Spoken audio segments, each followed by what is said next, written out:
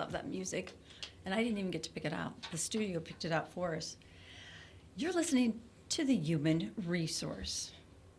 I've got an interesting topic for you today. You know, as a HR consultant, I am traveling from company to company, and a lot of the organizations that I'm working with they're aware that HR is important, but they don't necessarily understand the depth of it.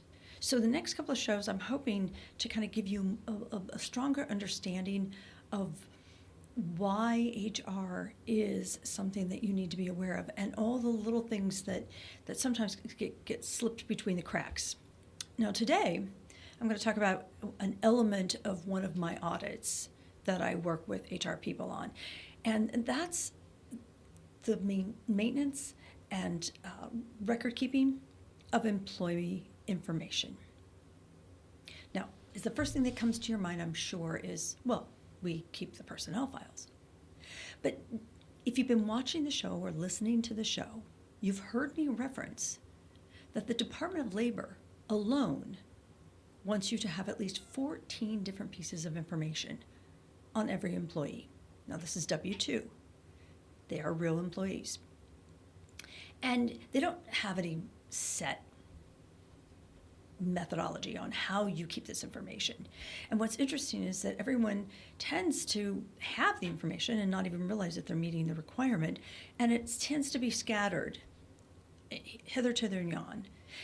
One of my favorite stories is a gentleman who gave me a call. He had read one of my articles in a publication that I had published, and he called me and goes, I think I need you. I've got employees, I've got information on them, but I don't know that I'm really handling this correctly. I said, oh, no problem. He says, meet me at this restaurant. I'll explain more then. So I'm sitting there, and all of a sudden this gentleman comes walking up to me with this shoebox, and it's just overflowing with loose papers. Well, do I need to go any further? Those were his personnel files. And God love him. He just looked at me and he goes, I know this doesn't look very good. I said, well, here's what we're going to do. Let's find out what you've got, and then let's find out what's missing. And in this process, when I'm working with companies, I always find an opportunity to help them better understand the importance of this kind of information, employee information of any kind now, of any kind. And what I tend to surprise people with is that there's actually 5 different files or 5 different places that you really should maintain employee information. And this is just your typical average W-2 employee can actually have 5 different places where their information is kept. Maybe actually even more, but we can talk about that. So let's go for the first one. The personnel file. Everybody knows a personnel file. And believe it or not, there's very strict restrictions and guidelines on what can actually be kept in a personnel file. And this is basic information. Obviously, the employment application and performance reviews, maybe even corrective actions. But that personnel file is pretty much the history and the life, the story of this employee while they've been employed with you. However, the second place you're going to have employee information is an I-9 binder or an I-9 file. Now, to refresh your memory, the I-9 is actually one of the documents taken during onboarding within the first 3 days of employment. The employee fills it out first page on day 1 or prior. Page 2, the employer fills it out and completes by day 3 of the employee's first week. Now, this document is not overseen by the Department of Labor. In fact, this document is overseen by the Department of Homeland Security. Now, that's important because when the Department of Labor possibly comes in and wants to audit the documents in a personnel file, they don't have jurisdiction. over the I-9 and vice versa.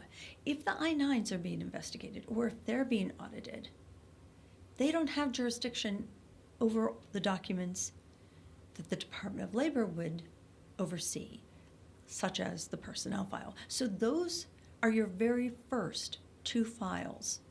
And again, the I-9 can be a binder. You can just have a bunch of dividers in there with the alphabet and just slide them in there for the duration of the employment of that individual. Both have to be locked and secured. So let's add that on top of you have them separate, but they both have to be locked and secured. One of the most common questions about this information is, can they be kept in the same filing cabinet? Can they be kept in proximity of each other? And absolutely, you can keep them as long as they are separate. Now, there's nothing illegal about putting them in the personnel file, but from an efficiency standpoint, if you get audited or if somebody asks to review based on a legal reason the personnel file or the I-9, do you really want to be in there sorting out all those sheets of paper or all those documents? Probably not. So start out the most efficient way at the very beginning during onboarding by starting a personnel file and then filing the I-9 in a separate place. Your third file that you can maintain on an employee would be a medical file. Now, there's a lot of confusion around medical files because when I say that, everyone's minds all instantly go to HIPAA. But guys, actually, a medical file is for non-work-related incidences or activities around medical conditions or services, and they're between, they're between the employee and you. So the employee is providing this information to you on non-work-related situations.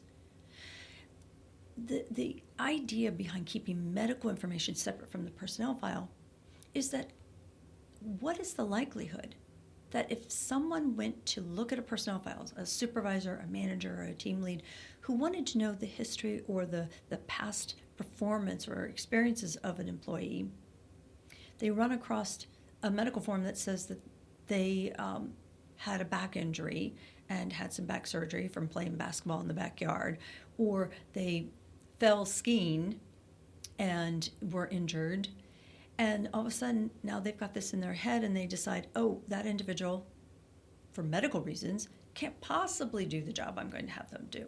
And they're discriminating against them for medical reasons. Whether they intend to or not, that can't happen if we have all the medical information or medical history on non-work-related injuries or incidences in a medical file. Now, I would even put return to work forms and slips in a medical file. I tend to even take medical slips for parents who go in with their children and have their children reviewed for medical reasons. Sometimes the doctors will say, oh, here's a return to work slip, and I tend to put those in the medical file. Because again, I don't want anybody seeing that and then all of a sudden deciding, oh, well, they've got a child that needs therapy, or they've got a child that's autistic, or oh, they've got a child that has cancer. I have to use that in my decision-making process, and that's illegal. So your medical files are extremely important. And again, let's add one more. Here's your third file. Medical files need to be locked. And these I tend to put, they can be in close proximity, but I wouldn't put them anywhere close to individuals who don't have a need to know that individual's medical background. So tuck and hide those. Keep a very limited audience available to those. Because your fourth file is going to be the workers' comp file.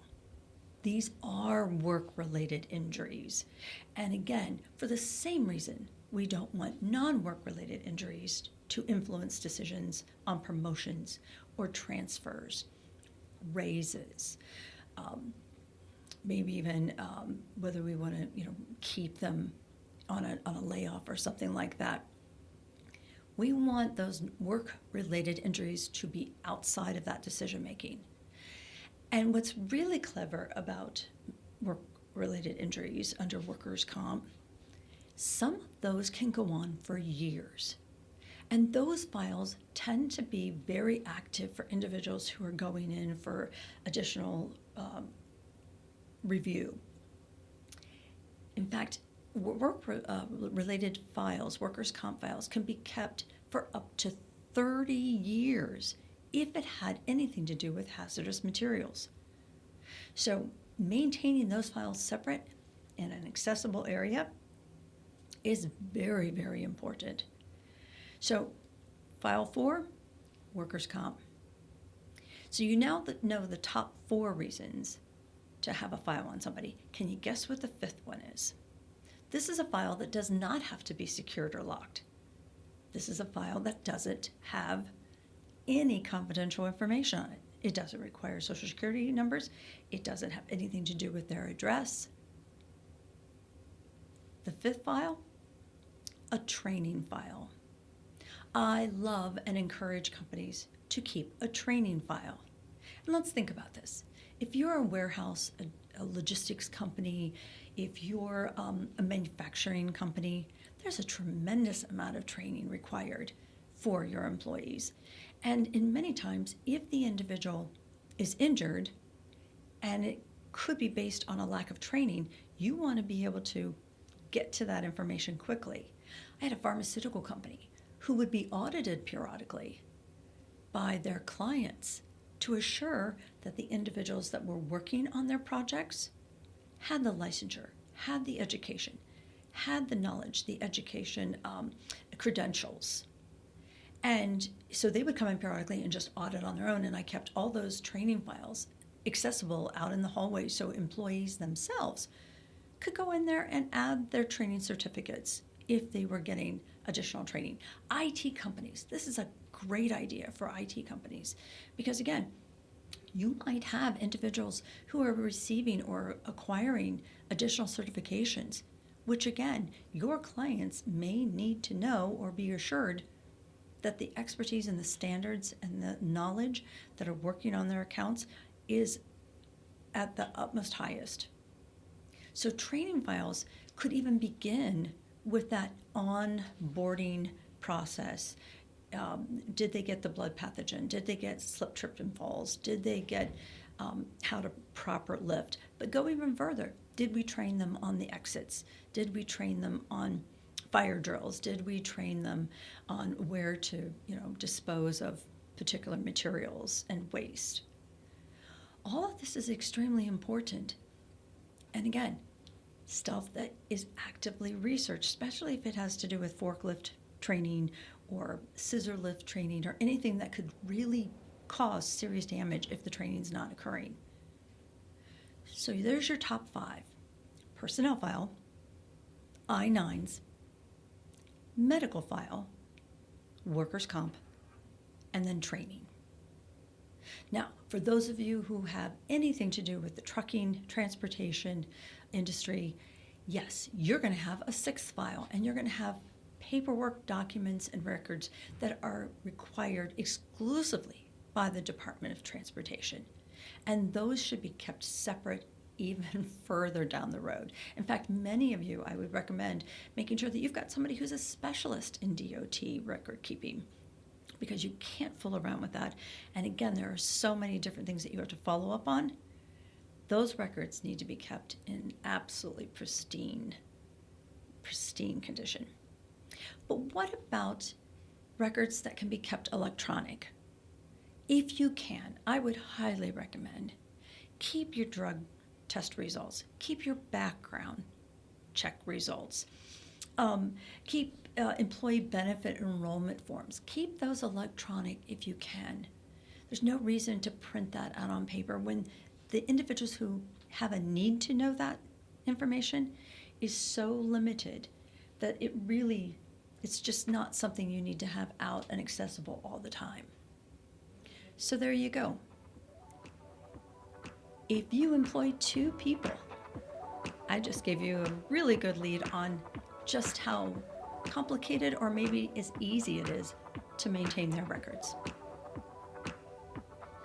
My name is Pandy, and I hope this helped. Come see us again, because you've been listening to the Human Resource.